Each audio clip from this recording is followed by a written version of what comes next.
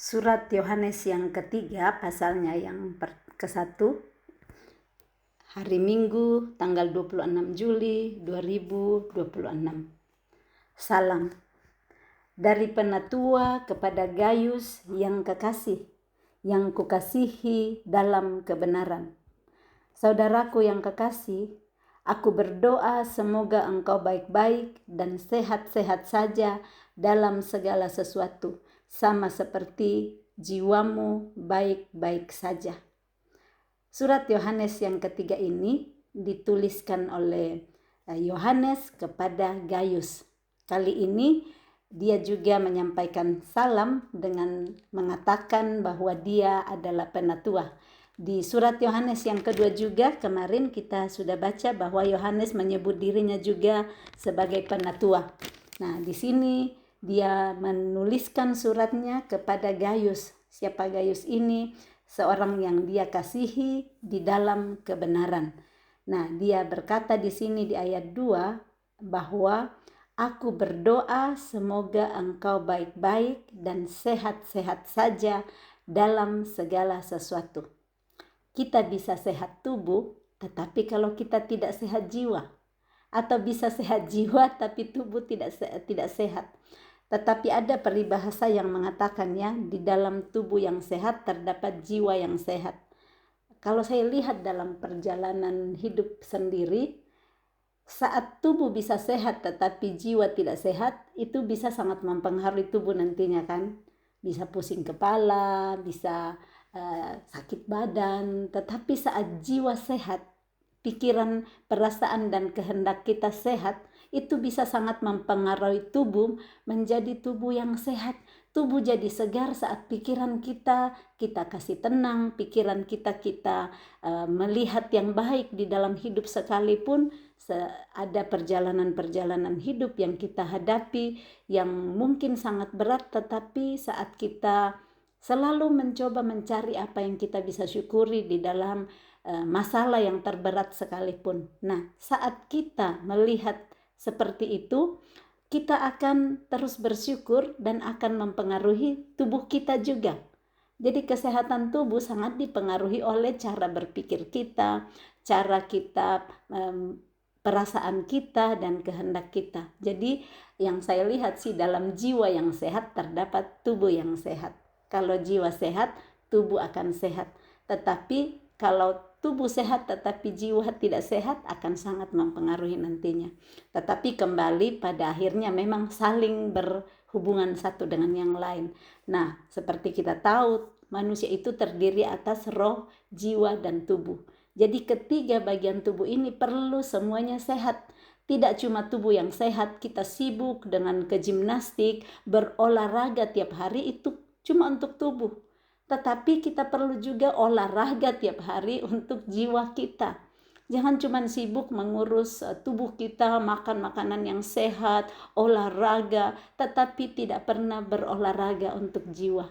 Jiwa kita olahraganya itu adalah dengan firman Tuhan.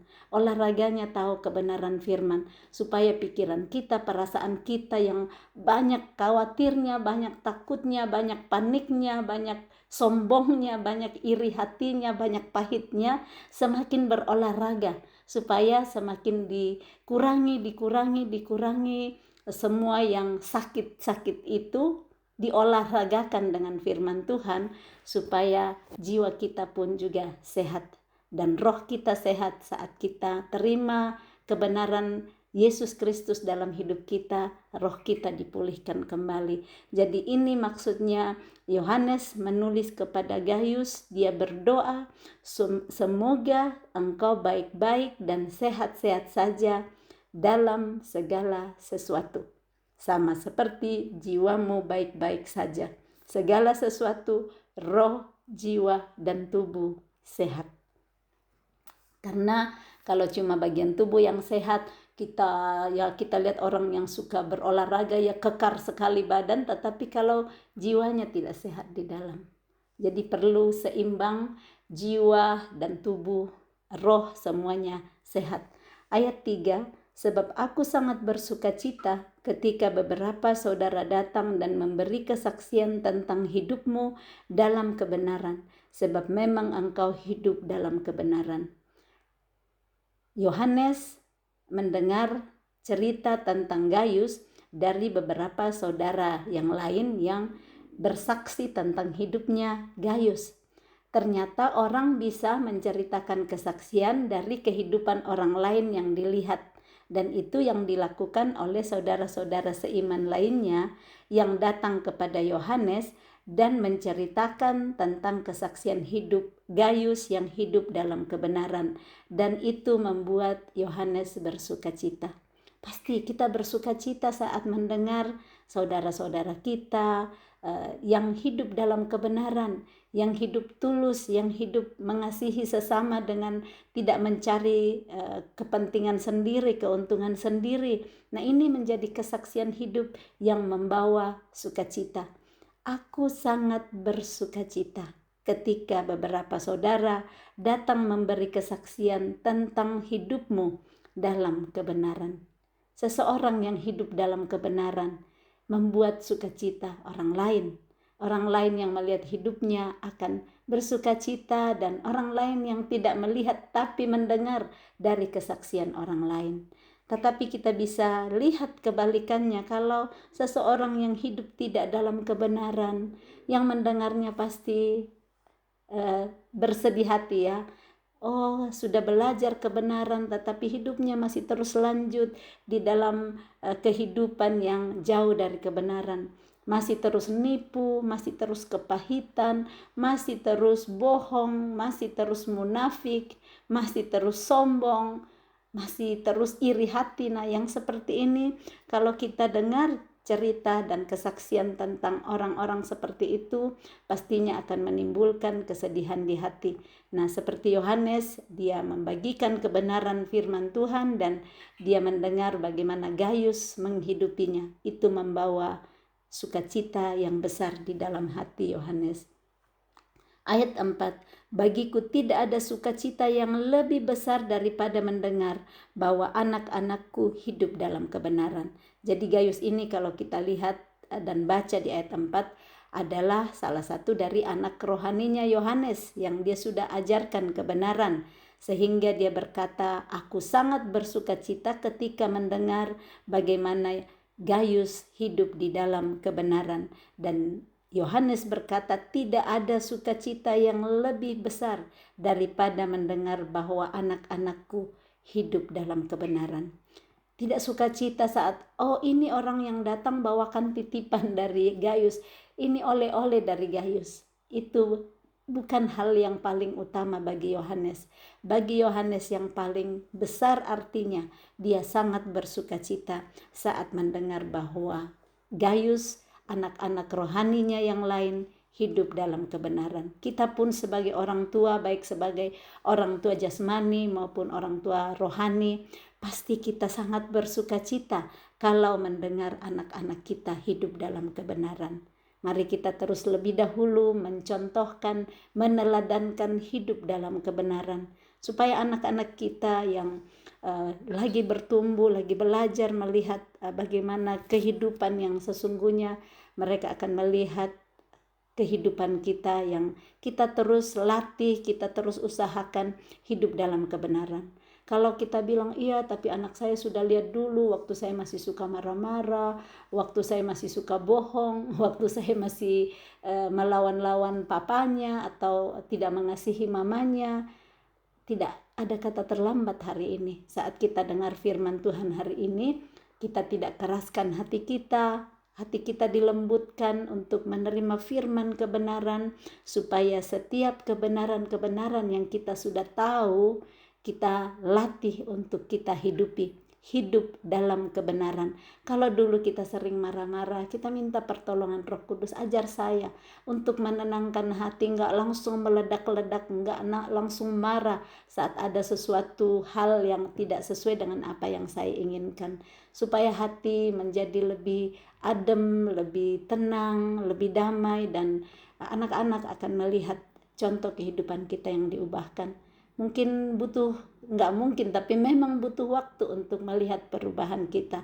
Kalau mamanya yang dulu atau papanya dulu yang suka marah-marah, suka teriak-teriak, suka panik, mereka lihat mulai berubah hari ini, mereka tunggu, iya apa enggak cuma 1 minggu, 2 minggu ini, 2 bulan kembali lagi ke aslinya.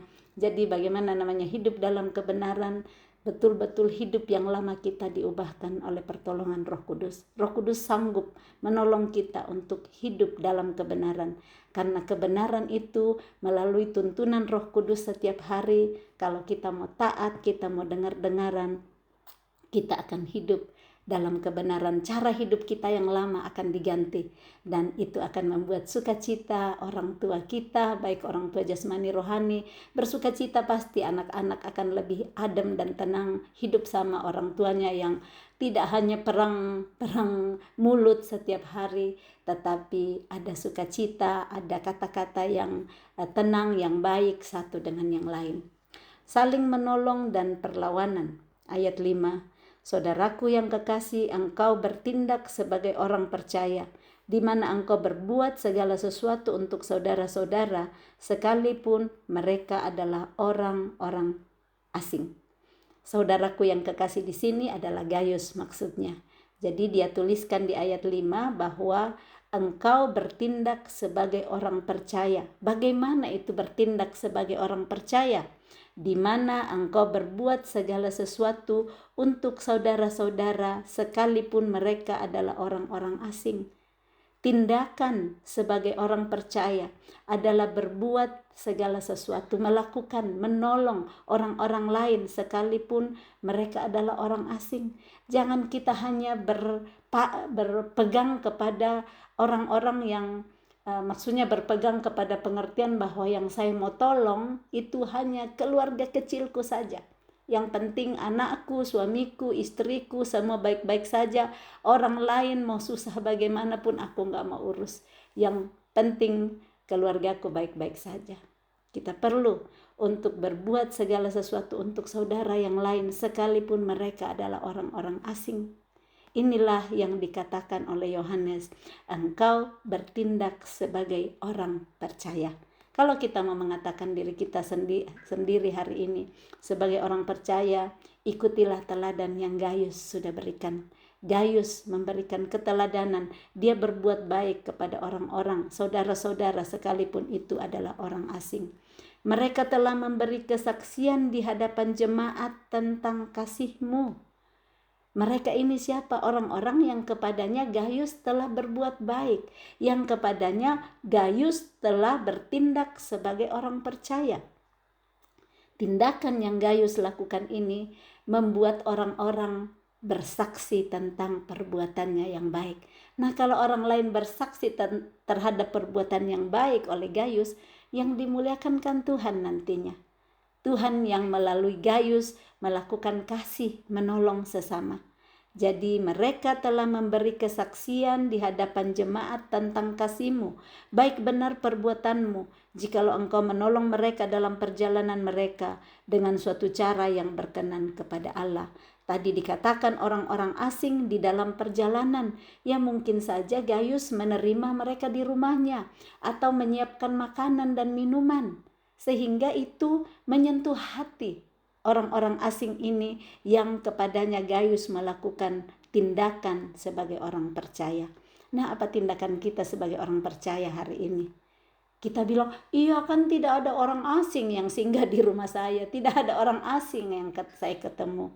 Tindakan kita sebagai orang percaya, lakukan dulu di dalam rumah. Apa yang kita bisa lakukan untuk orang di dalam rumah kita sebelum kita bisa lakukan kepada orang asing. Jangan pakai alasan tidak ada orang asing, jadi bagaimana? Yang ada di dalam rumah saja dulu, lakukan tindakan sebagai orang percaya.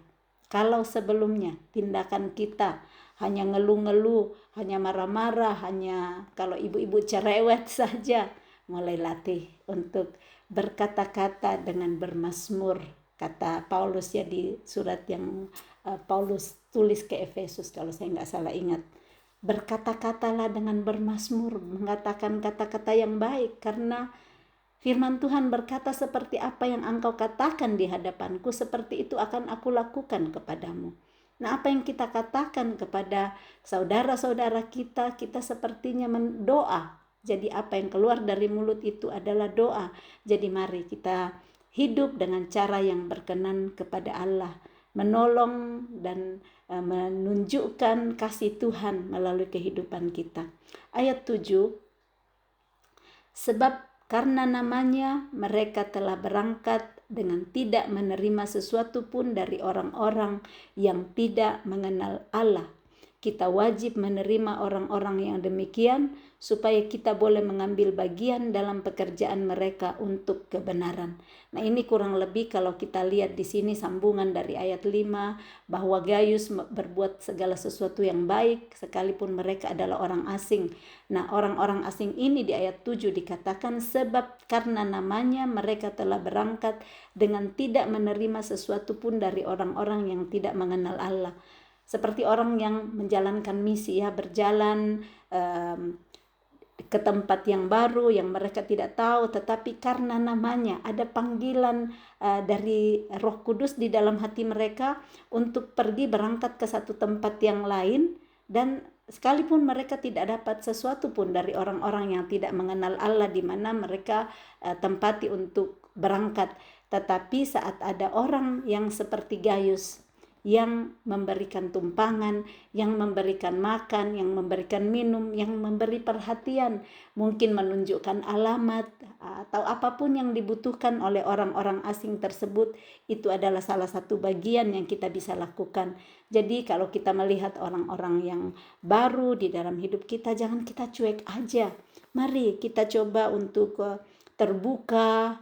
Kita jangan cuman pikir, nanti kalau ternyata orangnya jahat atau gimana. Kita takut untuk terbuka buat orang lain. Saya kasih cerita dulu waktu saya di Toraja, kami ibadah di gereja di Jemaat Elim Rantepao. Saat kami keluar, tinggal ada 2 orang di depan pintu gereja, dan ternyata satu orang itu adalah orang Korea. Nah, orang Korea, jadi kami salam-salaman, dan dia cerita-cerita, dia pintar sedikit bahasa Indonesia, agak banyak lah bisa bahasa Indonesia, dan saya tidak tahu bagaimana Tuhan taruh di hati saya untuk ngajak dia ke rumah, karena dia orang asing pertama kali saya ketemu, tetapi dia bilang saya turis, saya tinggal di satu homestay, ya, dan saya bilang, kamu suka nggak makanan pedas? Karena waktu itu kami mau bikin sama teman-teman, setelah habis ibadah itu ada makanan spesial Toraja namanya kapurung, ya, papeda. Nah, jadi saya bilang, apakah kamu suka makanan pedas? Kamu bisa datang sama kami. Dan dia mengiyakan. Saya nggak kenal orangnya, baru pertama kali saya ketemu. Dia mengiyakan, dia datang sama kami. Wow, saya tersentuh dengan bagaimana dia kerendahan hatinya, servisnya. Jadi lewat untuk pulang ke rumah itu ada penjual pisang. Saya bilang, kita bisa beli pisang, mungkin bisa bikin pisang goreng nantinya. Saya beli, langsung dia, padahal ada orang lain yang saya sama-sama orang Indonesia. Dia bilang, sini saya bawa, sini saya bawakan. Jadi luar biasa itu servisnya, dia langsung bawakan. Tiba di rumah, saya bikin kopi, dia sendiri datang untuk sini saya bantu. Saya ambilkan gelas, saya ambilkan sendok. Nah, ini yang contoh saya lihat dengan firman yang Yohanes tulis tentang Gaius, bagaimana kita perlu memberi perhatian kepada orang-orang asing. Dan saya cuma berbagi ini untuk kemuliaan Tuhan. Saya bagikan untuk kemuliaan Tuhan, dan supaya kita berani juga. Jangan takut, jangan tertutup kalau kita ketemu orang-orang asing di jalan. Tuhan mungkin membuka jalan lewat itu kalau kita terbuka. Kalau saya nggak coba tawarin untuk ke rumah saat itu, selesailah sudah perkenalan kami. Tetapi saya tawarin, dia ketawa-ketawa sama teman-teman, ada teman-teman dan keluarga saat itu, kami bikin masakan tradisional sama-sama, dan sesudahnya dia kirimkan pesan di Instagramnya, karena ternyata dia adalah misionaris dari Korea. Jadi dia misionaris dari Korea, dia keliling, dia kirimkan pesan di Instagram bahwa kalian adalah jawaban doa saya, karena sebelum saya ke Toraja saya berdoa, saya rindu berfellowship dengan orang-orang Toraja. orang Kristen Toraja. Jadi hal kecil seperti itu kalau kita mau terbuka, kita mau berani untuk ngundang orang. Biasanya orang bilang, kamu kok nggak takut? Jangan sampai orangnya jahat. Jadi saya sering dibilangin, jangan sampai orang jahat kamu terbuka seperti itu. Saya bilang, ya pasti Tuhan taruh di hati saya juga untuk nggak ngajak sembarang orang ya. Tuhan taruh di hati yang mana yang kita mau undang atau tidak, terbuka. Nah, terakhir kami connect lagi, saya teleponan dengan dia mungkin 3 hari lalu, lagi di Lombok. Dia bilang, saya lagi di Lombok, tapi ternyata gereja hanya di pusat kota. Dia bilang, saya rindu di sini nggak ada gereja, kasihan orang-orang harus ke kota untuk bergereja. Jadi ada kerinduan hatinya untuk gereja-gereja ada di Lombok, di desa-desa di Lombok. Kita tidak pernah tahu orang-orang asing yang mungkin sekedar bertemu seperti itu, tetapi kalau Tuhan taruh di hati kita untuk memberikan lebih, ngajak minum kopi kah, ngajak untuk minum teh, itu adalah satu bagian yang kita bisa lakukan. Kita lanjut lagi di sini. Jadi jangan takut untuk orang-orang asing kalau Tuhan taruh di hati kita, tapi tetap juga harus waspada. Jangan asal siapa saja, iya katanya undang aja, enggak. Pasti Tuhan kasih kedamaian di hati kita untuk lakukan itu. Ayat 8, kita wajib menerima orang-orang yang demikian supaya kita boleh mengambil bagian dalam pekerjaan mereka untuk kebenaran. Kita wajib menerima orang-orang demikian, orang-orang yang ada misi seperti itu Tuhan kirimnya. Dengan cerita-cerita kan kita nantinya bisa tahu apa yang dilakukan. Dan di situ kita boleh mengambil bagian dalam pekerjaan yang mereka lakukan untuk kebenaran. Ya kalau kita kenal dengan orang dan kita lihat ya yang minum-minum atau bagaimana, kita harus hati-hati juga. Ayat 9, aku telah menulis sedikit kepada jemaat, tetapi Diotrefes yang ingin menjadi orang terkemuka di antara mereka tidak mau mengakui kami. Ini orang lain yang Yohanes cerita. Tadi Gaius, sekarang namanya Diotrefes. Nah, Diotrefes ini ingin menjadi orang terkemuka di antara mereka, mau tampil sendiri, mau dia sendiri yang diakui di depan yang lain. Tetapi dia tidak mau mengakui kami. Diotrefes ini tidak mau mengakui Yohanes dan rekan-rekan sepelayanannya. Karena itu apabila aku datang, aku akan meminta perhatian atas segala perbuatan yang telah dilakukannya. Sebab ia meleter melontarkan kata-kata yang kasar terhadap kami dan belum merasa puas dengan itu. Ia sendiri bukan saja tidak mau menerima saudara-saudara yang datang, tetapi juga mencegah orang-orang yang mau menerima mereka dan mengucilkan orang-orang itu dari jemaat. Ada 2 pribadi yang sangat berbeda yang dituliskan oleh Yohanes di sini. Gaius yang bertindak sebagai orang percaya, dia berbuat yang baik untuk orang-orang asing yang datang. Tetapi Diotrefes, dia hanya mau muncul untuk dirinya sendiri, dia mau menjadi orang terkemuka. Dia tidak mau mengakui Yohanes dan pengajaran-pengajarannya, dan di sini dia katakan malah mereka itu melontarkan kata-kata yang kasar terhadap Yohanes, dan mereka tidak puas hanya dengan itu, mereka tidak mau menerima saudara-saudara yang datang. Bahkan ada orang-orang yang mau menerima untuk datang dicegah dan disuruh untuk mengucilkan orang-orang itu dari jemaat. Teladan dari Gaius dan contoh yang dia lakukan dalam hidup kepada orang-orang lain, dan kita lihat Diotrefes adalah sikap karakter yang kita bisa belajar di situ juga. Di dalam kehidupan, mari kita belajar seperti Gaius. Jangan contoh yang dilakukan oleh Diotrefes jangan kita ikuti, malah melontarkan kata kasar. Ada Yohanes yang berbaik hati datang menceritakan Injil, datang menceritakan kebaikan, tetapi malah dilontari kata-kata kasar. Malah orang-orang yang datang, orang-orang asing, tidak diterima, mereka tolak, dan orang yang mau berbuat baik pun mereka cegah untuk melakukan kebaikan. Saudaraku yang kekasih, janganlah meniru yang jahat, melainkan yang baik. Dalam hal ini yang dituliskan tadi, Janganlah meniru Diotrefes, tetapi tirulah Gaius. Melainkan yang baik. Barang siapa berbuat baik, ia berasal dari Allah.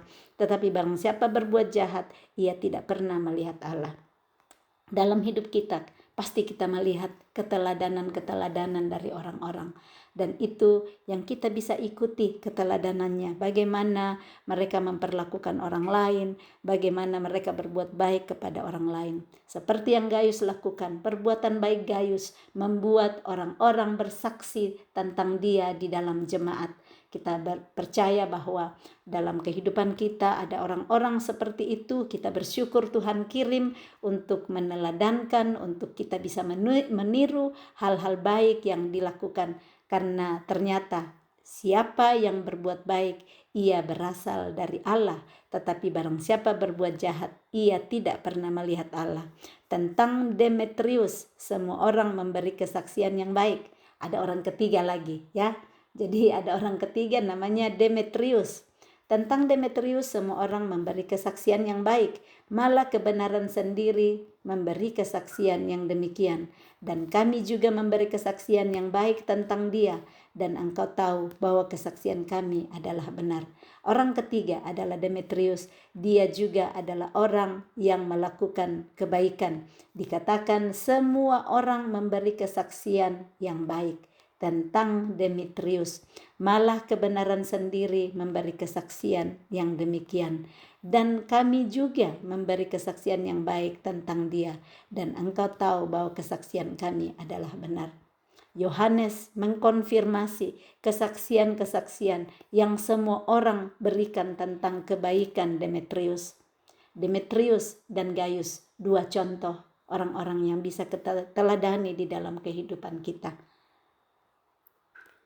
Mari kita lihat juga orang-orang yang jangan kita tiru seperti Diotrefes tadi.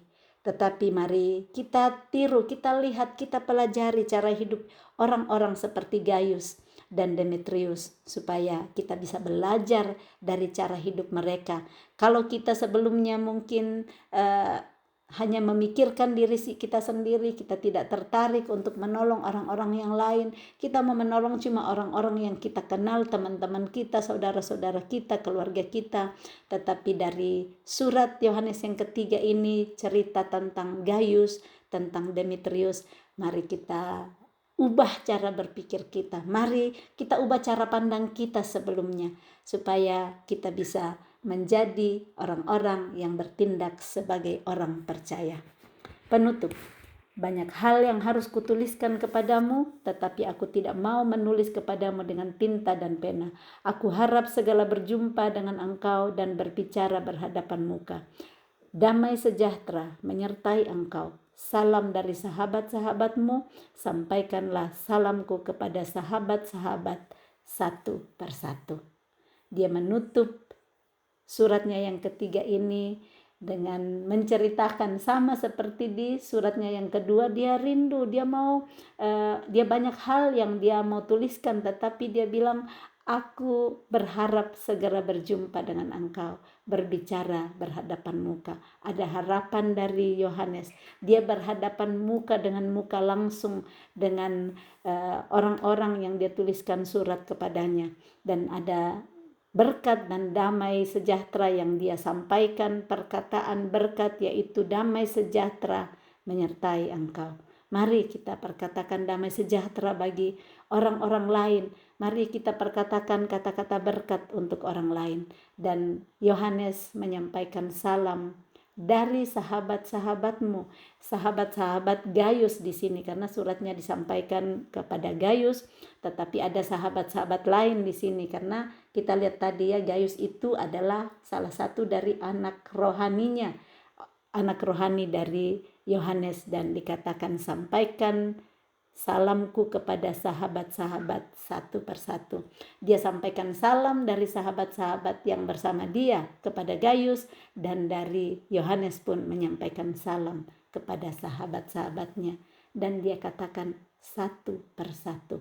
Tidak ada yang dia lupa. Semuanya dia sampaikan. Siapa yang menjadi sahabatnya, satu persatu sampaikanlah salamku.